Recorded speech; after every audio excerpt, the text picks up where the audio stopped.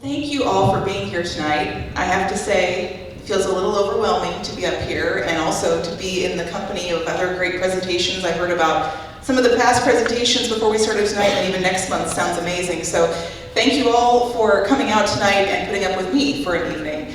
And as we get started, we're going to go through different things tonight, just like you heard. But I want to start off by turning on the clicker.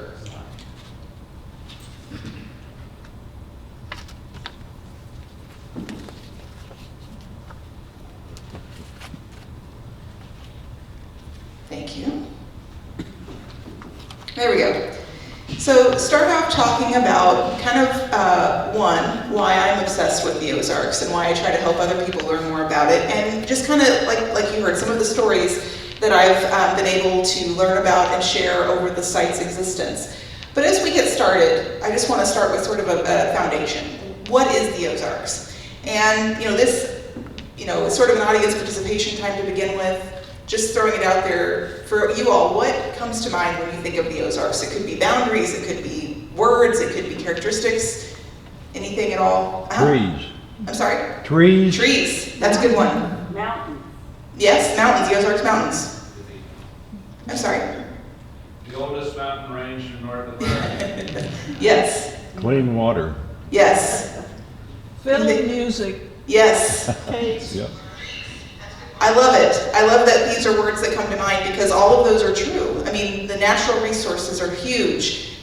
Ozarks culture through music and traditions are huge. They are things that define the region, just like boundaries do in my mind. And when you think about actual boundaries, there's a couple of different definitions that people use when they think about the Ozarks. One is truly a physical boundary. It actually encompasses 5 states, if you can believe that. You have, the majority of it is Northwest Arkansas and Southwest Missouri, but you also technically have some in Kansas, some in Oklahoma, and some in Illinois. That to me, that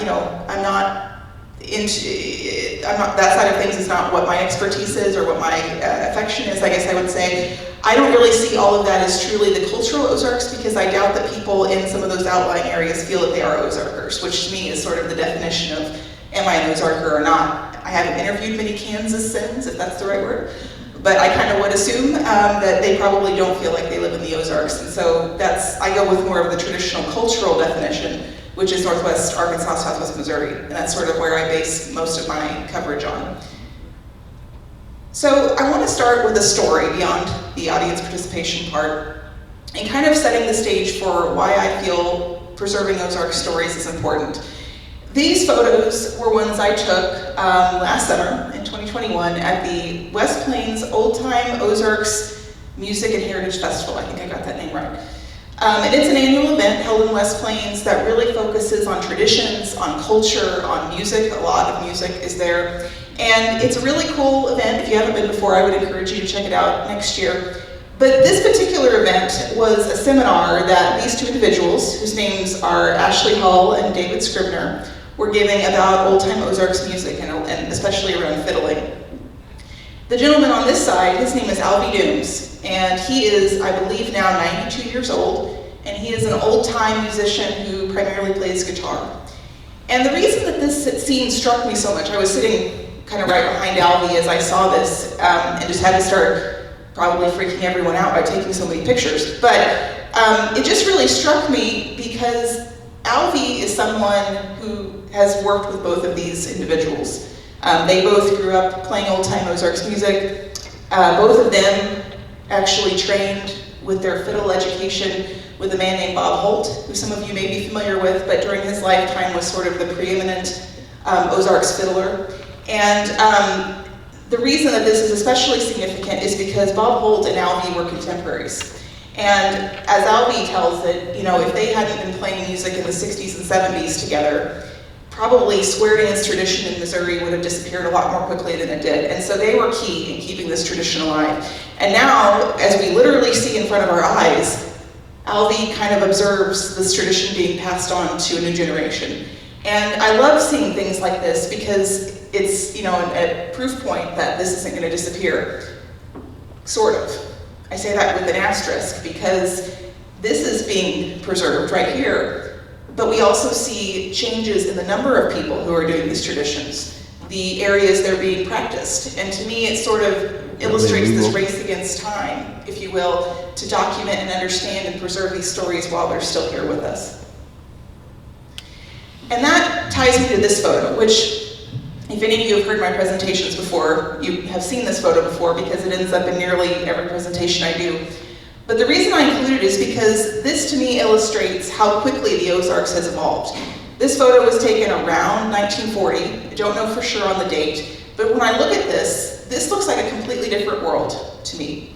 You know, you see obviously difference in clothes, different in technology. This was a farming family. That's all they did for their occupations.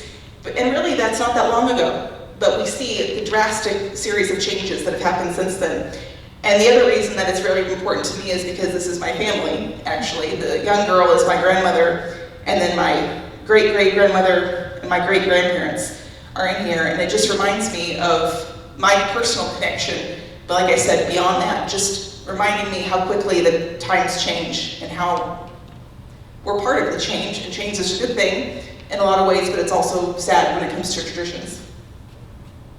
So my story, and I'll try to get through this part pretty fast because I doubt anybody wants to hear about me for the whole evening. But like I said, I've got very long time Ozarks roots. In fact, this is me. I clearly was born before my time. Now, I didn't actually wander around as a kid wearing pioneer clothes all the time. This picture was taken because of sort of another link with the Ozarks. Actually, when I was in kindergarten, I competed in the Miss Laura Ingalls Wilder contest. And so this was taken as part of that. But it is, you know, in another way, sort of an illustration of my ties with Ozarks history and affection for that for a very long part of my life. And the reality is I always did love history. As long as I can remember, it was always something about that just really resonated with me. I loved the stories. I loved thinking about how things fit together in the continuum that we all are part of.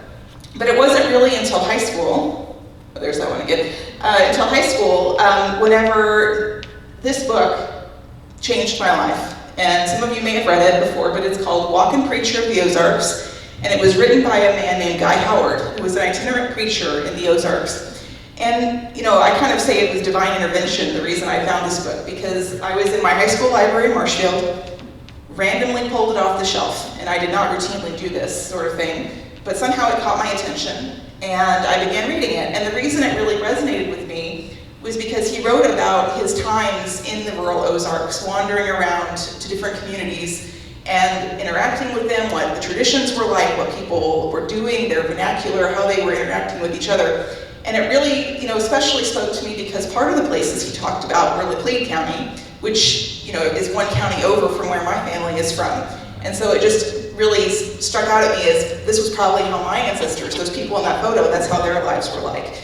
And that threw me down this path of Ozarks insanity, some might say, but obsession with learning as much as I could about the region. And this also led me to pursue a career in journalism, or at least that's what the plan was initially.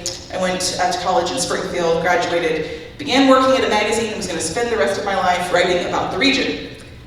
Until I moved to Norway, which, you know, you never expect life to go exactly the way you think it will initially, and this was one instance of that.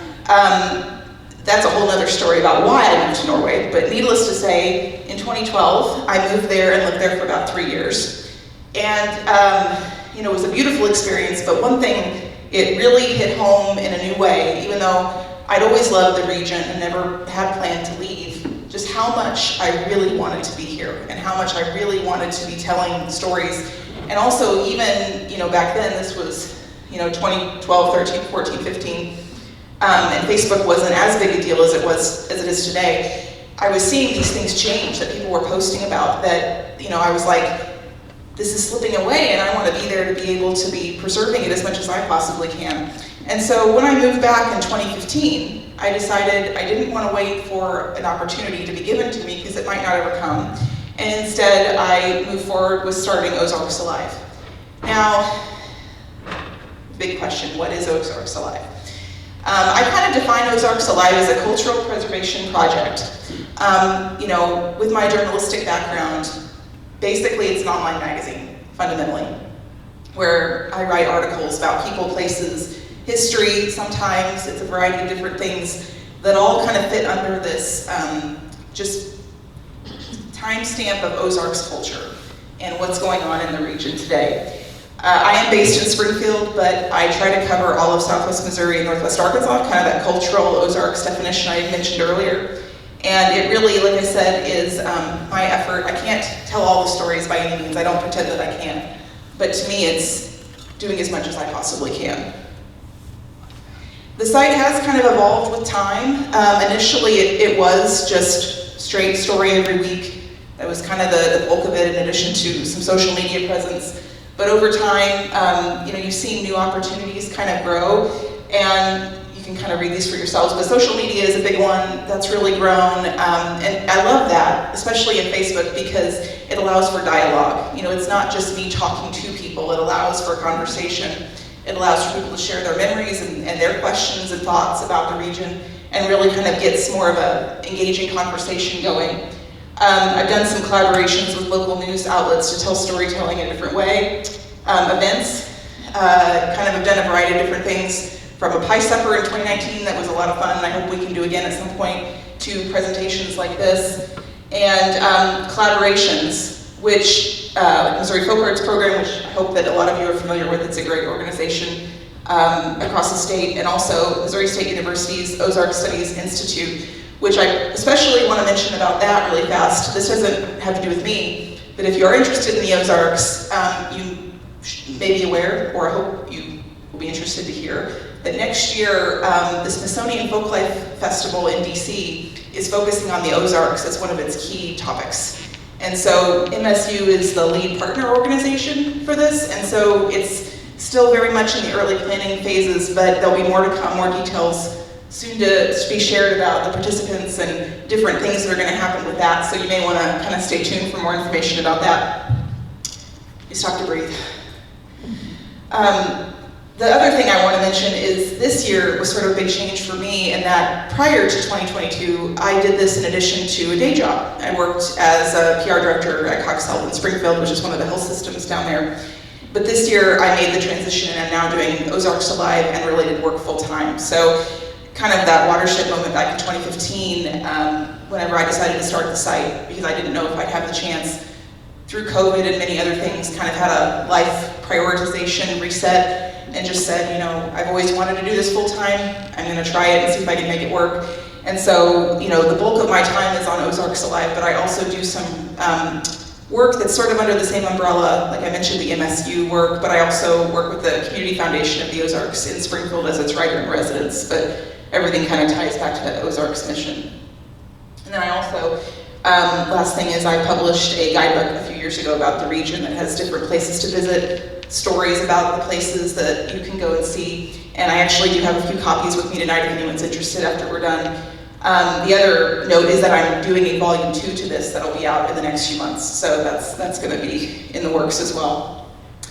Now, getting into the bulk of the Ozarks content. I have learned a lot since the site started in 2015, both about the region as it was then, the region as is now. Some things are very serious. Some things are lessons I never expected to hear. And the first one I want to start with ties to this photo. Now, you look closely, this might look like a photo of a house with goats on the roof.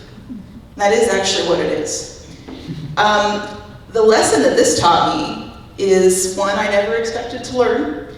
And it ties back to a day a few years ago when I was driving down the road and saw this scene and thought, this is a great image. I don't routinely see goats on houses. I'm going to stop and take a photo and post it on Facebook and, just kind of share it with everybody. And I hoped everybody would think it was as interesting as I did. And they did. It was, got really successful. Until a couple days later when I got a contact from the woman who owns this house. And she said, can you take that photo down? And I said, well why? It's, it's funny, and I should note, on the opposite side of her property line, so I was not on the property or anything like that. I was, but I was distressed. Why did she want to take it down? She said, there are people here climbing on the roof to pet the goats. Oh no! And I just, I have this moment where I'm like,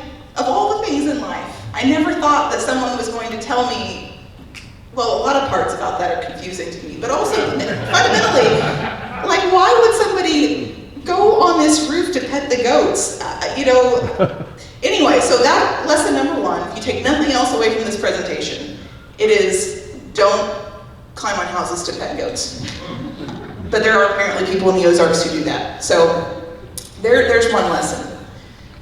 But really, the lessons I've learned are generally more significant than that. And they go back to kind of what I was talking about in the beginning with the evolution of the region and how fast it feels like things are changing. Even from a historical perspective, the things I've gotten to learn more about over the last few years have just been amazing. How much we've seen change in a variety of different ways over the last century or so. This one is a little pre-last century. This is from Notch in Shepherd of the Hills, if you're familiar with that book, by Harold Bell Wright. One of the central characters in the novel was a guy named, the character's name was Uncle Ike. His real name was Levi Morrill, and he is said to be the only character who was actually patterned after a real person. The other ones were sort of collections of people.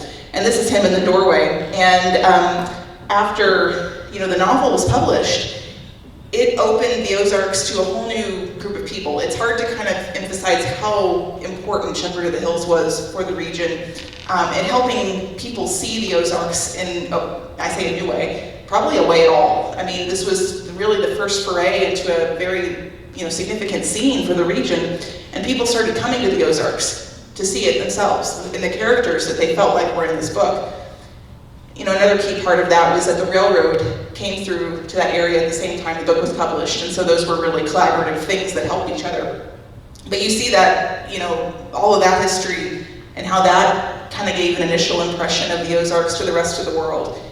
You see things like Route 66 and the Good Roads movements. It's amazing to me to look back at the past and think about really trying to put myself in the place of people, from, let's say, the early 1900s even, who you might have wanted to go places, but could you get there?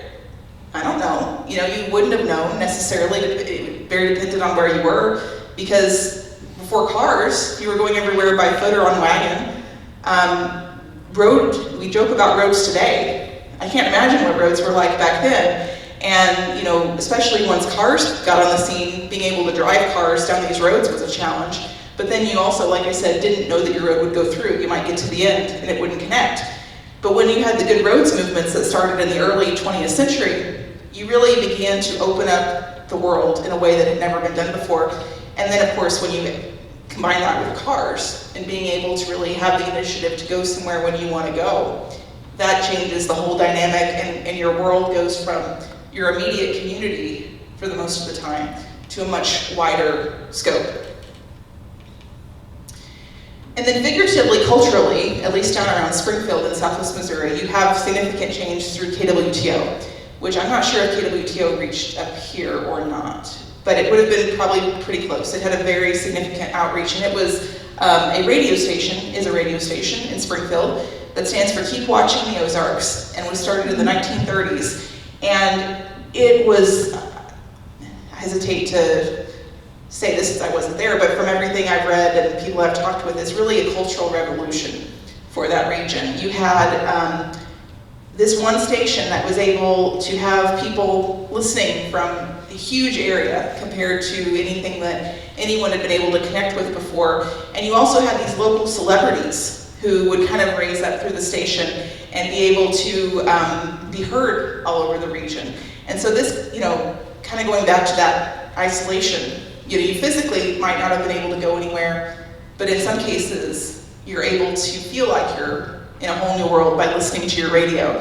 And that actually also led into, I won't go down this tangent, but led to another huge cultural thing in Springfield called the Ozark Jubilee, which some of you are probably familiar with, which was a national TV show broadcast from Springfield for almost a decade in the 1950s. And there's like a lot of randomly put together cultural pieces to that puzzle, because you have the show, you have the tie to the local Ozarks music, you have Route 66 that went right in front of the theater, all these different things that were sort of in one place at one time, and was a huge deal in Springfield back then.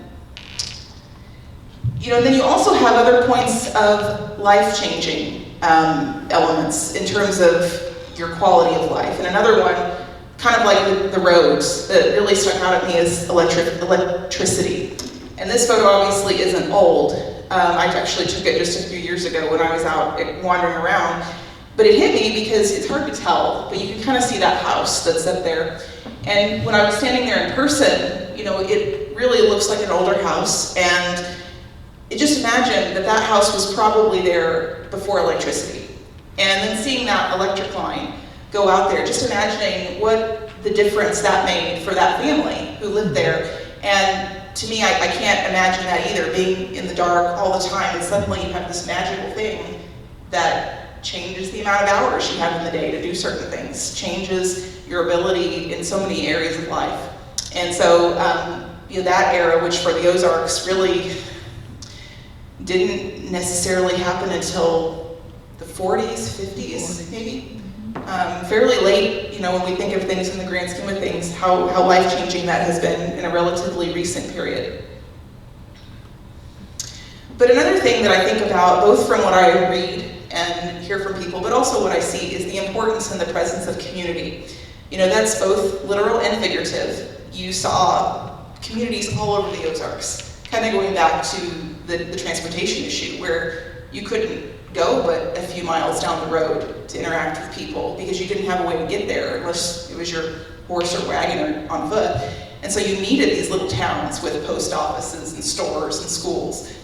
Obviously, in a lot of senses, those aren't needed anymore. And so you begin to see lots of remnants like this. And this is a school, I believe it was the Pine Elementary School. You can see the sign.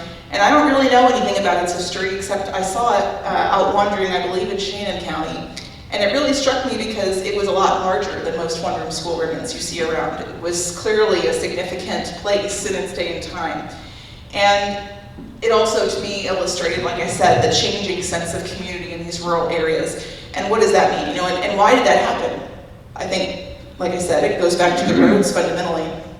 People being able to leave those areas for a better life, or one they believed was better in a larger place, whether it was for a job or for more people or more culture or whatever they perceived as a better value. You know, it's interesting though, you see a kind of a flip-flop. I don't think the small communities will come back, but you do see people moving back to rural areas in the Ozarks now too, especially through COVID. I've heard over and over again people talking about huge amounts of land being sold to outsiders, so to speak, who are moving into the area and wanting, for various reasons, to be here, whether it's the cheap land, at least cheap compared to where they're coming from, and or you know, political issues, perceived freedom, all these different things, maybe even some back to the land folks who are trying to kind of get more off the grid. I don't think them coming in, while they're probably very nice people, will result in the same sorts of sense of community that we had in the past, and that was sort of the foundation for a lot of these traditions that we're talking about. So how does all that tie to Ozarks Alive? Now, keep that community bullet, because we're gonna keep going with that for just a second, with another story. This lady's name is Theda Porter, and I talk about her today because, to me, even though she's not a town, she represents community. And Theda was a lady I first heard about in 2016. Someone else I had written about called me up and said, "There is this lady, you need to come to a story about her." He said, she's in her 80s and she runs a restaurant in the middle of nowhere. That's all I need to hear. And as it turned out, it was much cooler than even I initially thought when I talked with this guy to begin with, because I called her up, and as I hear from most people, she was convinced she had no story, had nothing to say, because she had an ordinary life and all this stuff. Well, I said, just let me come out and let me talk to you, and no pressure. So I go out there, and like I said, it is exactly what he told me. At the time, I think she was 88 years old. She single-handedly ran this restaurant, and single-handedly, like she was it. She lived in the back of the restaurant, which you did typically see in stores in the past in the Ozarks. But she cooked the food, she bussed the tables, she took the orders, she rang the customers up, and she even baked homemade pies and cobblers, like that one that you see her putting down on the counter. And the thing that, obviously that alone is amazing, at least I thought it was. But the thing that just resonated with me, and the reason I kept going back, I visited her almost every time I was down in her area after that point, that's her cooking oatmeal, but was this, the sense of community that you found in her restaurant. And virtually every time I was in there, there was a table of people just like this. Maybe not the same people, although there were similar ones from time to time, but it was a place in that rural area out in Douglas County for people to gather at. And to me, you know, that, like I said, is something that we're seeing that's dying in rural areas, and it's something that helps keep those bonds and traditions alive while it's still around. The, you know, really sad part about this story, though, is that Theda died 2 years ago, I believe, and, you know, I've since wondered what happened to these people. You know, is there any place for them to gather, or do they just not have anywhere to gather anymore? Do we lose those bonds and that connection with the sense of place? You know, I don't know what the answer to that question is, but it is something that, back to the connection with Ozarks Alive, makes me feel like we're sort of in a race against time to really understand the essence of what the rural Ozarks has been for much of its existence in modern history. Oh yeah, and one more picture of Theda. This was at her 90th birthday party, and it was the most amazing day. The whole cafe was filled with people, and you know, they had cake and everything, but this moment, these moments with people were the best ones to be able to see. So like I said, definitely feel like there's this clock that's ticking and trying to capture all of these stories while they're still here. Now, that doesn't always translate to amazing stories like Theda's, although I say that every story is amazing in its own way. This is another story I recently wrote about for Ozarks Alive, and it's not a historical one. It doesn't have years of history behind it either, but it's about a man named Dennis Epperly who lives down around Cassville. And Mr. Epperly is a retired VOAG teacher from, I believe it was Cassville, but down around Berry County. And a few years ago, he decided to just start planting fields of flowers out near his house.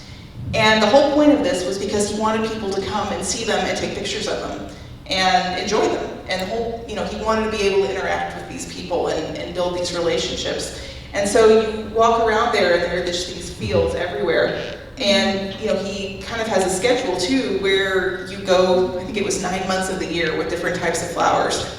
And the bottom line to all this too is it's completely free. He basically just says, come out whenever you want, just let me know in advance, and welcomes anybody who wants to come out. And that's something that, you know, kind of speaking to the uniqueness of the culture here, you know, that doesn't happen every day. And I feel like it's worth telling people about and worth documenting while it's going on, regardless of how many years or how long it ends up going. Another example is this woman, whose name is Ruth McCarthy. She's a little bit closer to you guys up here. She lives over in Lowry City, which is in St. Clair County. And I visited with her back in April. She was 90, I think, 90 or 91. And she has been working or owning this hardware store for 75 years. She began when she was 15 because her parents bought it. And there was a few periods in there when she had kids that she stepped back, but for the most part has been involved the entire time. And in recent years is running it by herself. And it was just amazing to hear from her about the changes in the store, but the changes in the community, the changes in her life. And, you know, just this legacy, that's really the only word I can think to describe it, of being able to be part of this part of the Ozarks for so long. And the store, the other part, it was cool, you know, seeing people come in and talk with her, just like with Theda, you know, and really have that long time connection. And so it was so much fun to be up there and be able to write about this as well, and get that story documented. Now, of course, I couldn't be here and not talk about some actual pure history. And this is a picture from another story I did earlier this year, and some of you may recognize it, but it is from the explosion of the West Plains Dance Hall. And is anybody familiar with this story? Okay, so I'll briefly go through this. It's a horrific but very interesting part of our history in the state. And this all ties back to the 1920s, when a dance hall in West Plains exploded and then burned. We still don't know exactly what happened. It's been a mystery ever since. There are some varying theories, none of which will probably ever be known at this point. There was a car garage beneath the dance hall, and there was one theory that the owner of it wanted insurance money, and there was really, at the time anyway, found to be no credibility to that, but other people believe that it was God coming to kill the dancers, all sorts of different theories, so to speak, as to why it happened. But the bottom line is that basically, around 40 people died. It was a horrible tragedy, and there was a dance that was going on while this happened, which was what all the fatalities were tied to, but it was a lot of young people, and so sort of wondering how that really changed the course of West Plains history, that's something we'll never know. But when I look at these types of stories, I very rarely do I just write a truly historical piece. There are times, but in the grand scheme of the site, that doesn't happen very often. I generally try to find a connection with something in the present, or something that's just a little bit more unique about a story that I dig into. And in this case, it was tied to this lady, whose name is Kitty McFarland. She, unfortunately, was one of the people who died in the disaster, but her story and everything I was able to read about her in connection with this is just fascinating. And I won't go through all of it, but the basic gist is that she was 31 years old when she died. But at 31 years old, she had become one of the leading business people in town because she owned the undertaking company. And the reason that she owned the undertaking company was sort of a complex progression of different events, but the bottom line is that she married into the McFarland family and shortly thereafter became the first licensed female embalmer in the state of Missouri.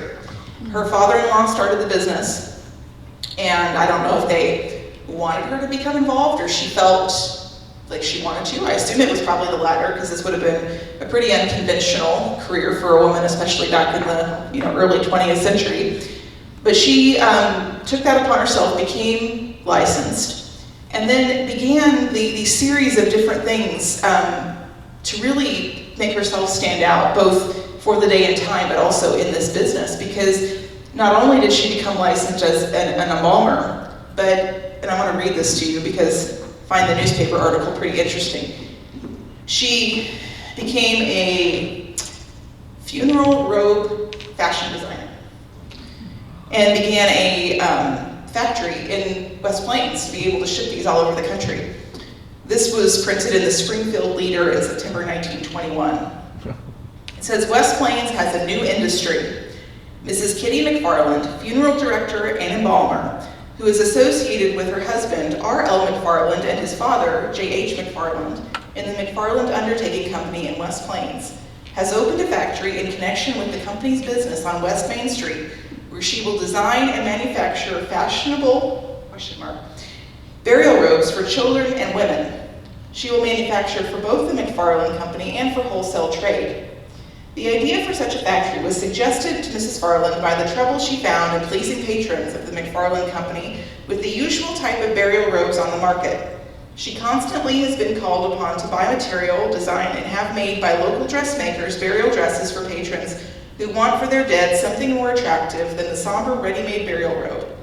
Therefore, she has fitted up a dressmaking shop on the second floor of the McFarland establishment and is keeping experienced dressmakers busy turning out the dresses which she herself designs. The West Plains newspaper also wrote some about it, and it also said, Mrs. McFarland has been to the large cities studying the styles and will put on the market only garments of the latest styles and best workmanship. I unfortunately never found any photos of this. I don't know if any exist, but I just find this whole concept fascinating. Unfortunately, though, significant tragedy strikes the family in the early 1920s. Within 3 weeks, both her father-in-law, the founder of the business, and her husband died. Her father-in-law had health issues and died, and then 3 weeks later, her husband was in a car accident and died. And so, all of a sudden, she's the one who's there. And so she becomes the lead person for this organization, runs with it. The tragedy is terrible, and no one, of course, ever wanted that to happen, but it turned into be a crazy successful thing for her. She became, newspaper articles talked about her all the time in terms of her business skills, and she was the leader of the Regionals and Bombers Association. She drove this amazingly fancy hearse back from another city so they could have a better one in West Plains. She even, in addition to her business stuff, talked about her vibrant social life and was even here when the Capitol building was dedicated. She did all these sorts of things very unconventional for that day and time.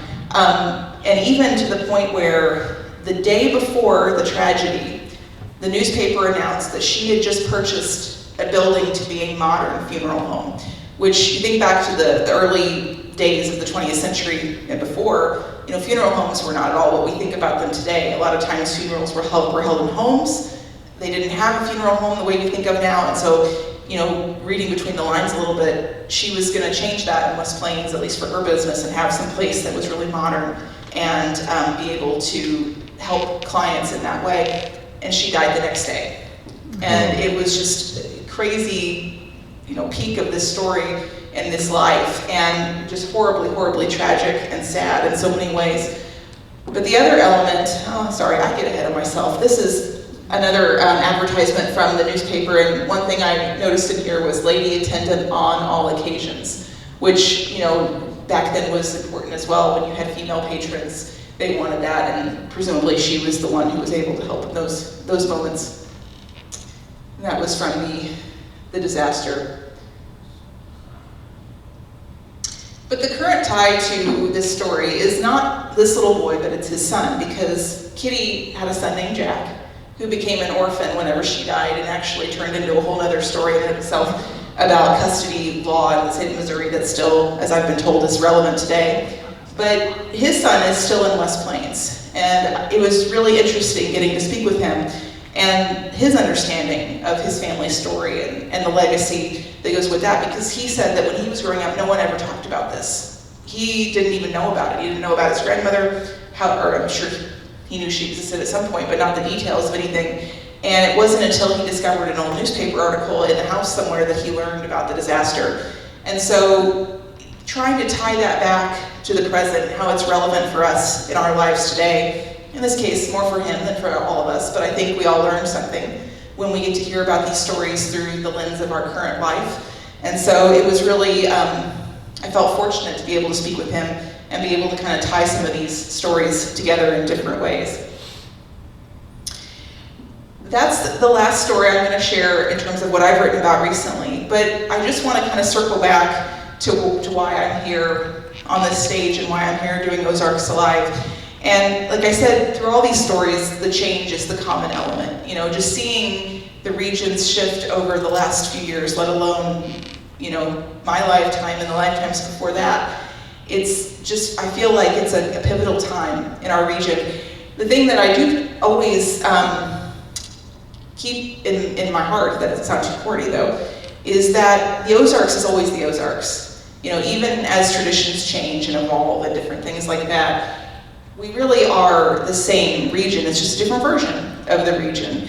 And so to me, it's really important to document it as it is now, in the hopes that 50 years from now or 100 years from now, there is this slice of evidence as to what it was really like back then, even though, like I said before, I can't begin to cover all things myself, but at least I can do something, as much as I can, to be able to preserve those stories.